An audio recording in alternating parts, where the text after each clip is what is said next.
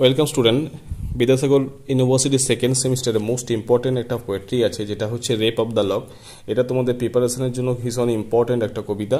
তো এই ভিডিওটা ভীষণ ইনফরমেটিভ হতে চলেছে, তোমরা শেষ পর্যন্ত দেখো। যারা এইটা টপিকটা যারা পরীক্ষাতে অ্যাটেন্ড করবে তাদের ভীষণ ভীষণ কিন্তু উপকার হবে। তোমরা দেখে নাও, রেপ অফ দ্য লক প্রথম যেটা ফার্স্ট যে ভার্সনটা সেটা লেখা হয়েছিল 1711 সালে, এবং কি হয় সেটা পাবলিশড হয়েছিল কখন? 1712 সালে।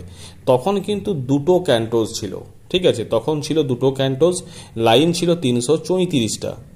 নেক্সট কি হয়, নেক্সট এটা রিভাইজড ভার্সন প্রকাশিত হয়েছিল, সেটা হচ্ছে 1714 সালে, এবং তখন ওখানে 5টা ক্যান্টোজ ছিল এবং 794টা লাইন ছিল। নেক্সট যেটা হচ্ছে সেটা হচ্ছে এই রেপ অফ দ্য লক, এই কবিতাটা, এই যে এপিকটা, এটা কি হয়েছে না, এটা কিন্তু একটা রিয়েল ইনসিডেন্টকে নিয়ে লেখা, কিন্তু এটা একটা কিন্তু প্রকৃত ঘটনা, সেই ঘটনাকে অবলম্বন করে এটা কিন্তু লেখা হয়েছিল। ঘটনাটা ঘটেছিল কোথায় না, হ্যাম্পটন কোর্টে 1711 সালে। যে ঘটনাটা সেটা হচ্ছে কি না, সেটা হলো যে দুটো পরিবার ছিল, এই ফার্মার্স ফ্যামিলি আর এই পেট্রাস ফ্যামিলি।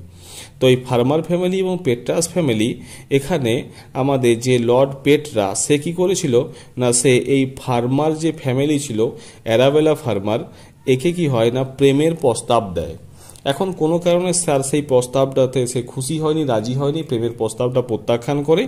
তখন এই লর্ড পেট্রা কি হয়, রেগে গিয়ে এই অ্যারাবেলা ফার্মারের চুলের লক কেটে ফেলে, এবং সেই চুলের লক কেটে ফেলাটাকে কেন্দ্র করেই কিন্তু দুটো পরিবারের মধ্যে বিবাদ তৈরি হয়ে যায় বা ক্ল্যাশ তৈরি হয়ে যায়, দুটো ভালো সম্পর্ক একদম শেষ হয়ে যায়। এই টাইপের একটা ব্যাপার, দুটো পরিবারের মধ্যে সম্পর্কটা নষ্ট হয়ে যায়।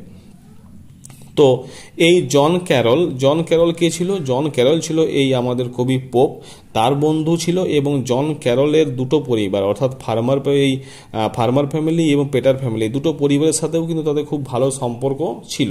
তাহলে এই জন ক্যারলের কিন্তু পোপের সাথে, ফার্মার ফ্যামিলি এবং পেটার ফ্যামিলি তিনজনের সাথেই খুব ভালো সম্পর্ক থাকায় কি করেছে না, এই জন ক্যারল পোপকে রিকোয়েস্ট করেছে যে এমন একটা কিছু লিখো যাতে করে কি হয়, এই দুটো পরিবারের মধ্যে সম্পর্কটা আরও সুন্দর হয়ে যায়, এবং ব্যাপারটাই হাসি ঠাট্টা মজার মতো করে হালকা মেজাজে হবে, এবং দুটো পরিবারের মধ্যে সম্পর্ক যাতে আরও ভালো হয়ে যায়, গভীর হয়ে যায়, আগের মতো হয়ে যায়। এই ছিল বিষয়বস্তু। এরপর দেখো মাই ডিয়ার স্টুডেন্ট, এটা পড়তে গিয়ে আমরা বেশ কিছু টার্ম পাবো। সেটা হচ্ছে কি না, সাল্প। এই সাল্প কি করে, এরা আকাশে ভেসে বেড়ায়। এগুলো সব কিন্তু একটা মানে স্পিরিচুয়াল বডি বলতে পারি, ঠিক আছে? এগুলো আকাশে ভেসে বেড়ায়। আর গোমস কি আছে, এই গোমস হচ্ছে মাটির তলায় বা মাটির নিচে থাকে। আর নিম কি হয় না, নিমস হচ্ছে গাছে বা জলে থাকে। এরপরে মাই ডিয়ার স্টুডেন্ট, এখান থেকে আমরা যেগুলো জানবো সেটা হচ্ছে কি, এখান থেকে যে চরিত্রগুলো আছে সেই চরিত্রগুলো সম্পর্কে আমরা জানবো, যেগুলো তোমাদের শর্ট কোশ্চেন এবং বিভিন্ন প্রশ্নের আনসার করতে ভীষণ সুবিধা হবে। প্রথম যে ক্যারেক্টার সেটা হচ্ছে জন ক্যারল। আমি আগেই বলেছি এটা পোপের বন্ধু এবং দুটো পরিবারের মধ্যে ভালো সম্পর্ক ছিল, অর্থাৎ জন ক্যারল ছিল কমন ফ্রেন্ড। নেক্সট হচ্ছে বেলিন্ডা। এটা পড়তে গিয়ে আমরা বেলিন্ডা, যে হচ্ছে আমাদের এখানকার নায়িকা, রেপ অফ দ্য লকের নায়িকা, যে তার আসল নাম হচ্ছে অ্যারাবেলা ফার্মার, সে ছিল একজন ইয়াং সুন্দরী মহিলা। নেক্সট হচ্ছে ব্যারন।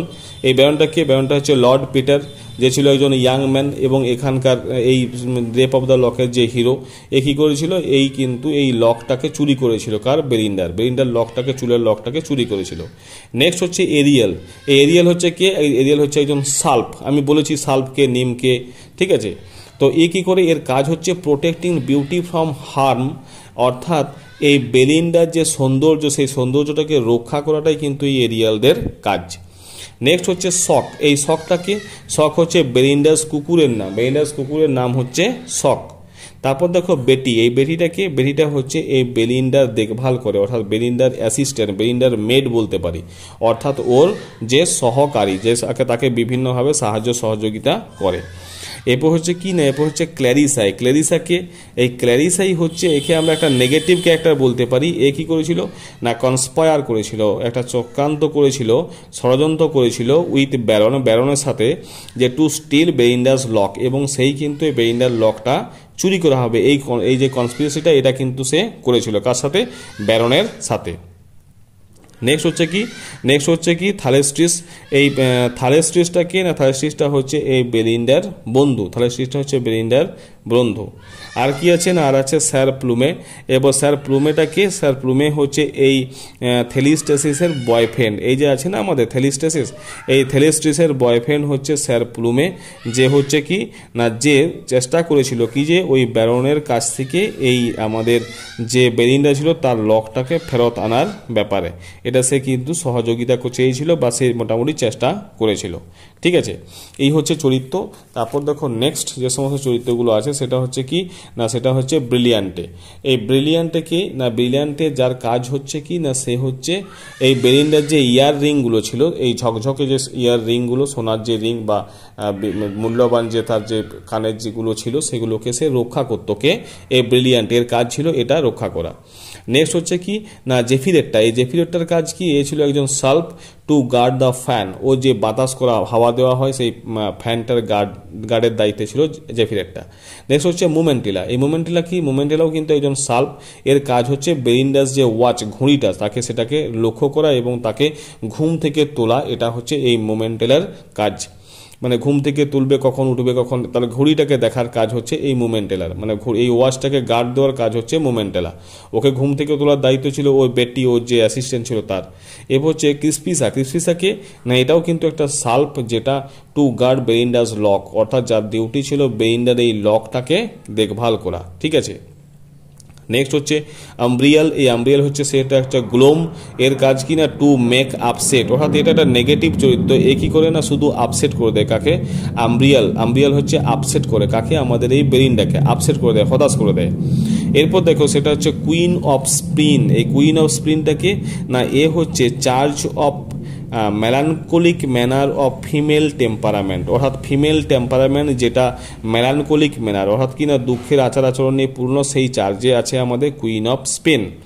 তারপর কি দেখতে পাবো? তারপর দেখতে পাবো আমরা অ্যাফেকশন। অ্যাফেকশনটা কি না এর কাজ হচ্ছে এই অ্যাটেন্ড কুইন অফ স্পিন, এই কুইন অফ স্পিনকে সাহায্য করা, সহযোগিতা করা, এটাই অ্যাফেকশনের কাজ।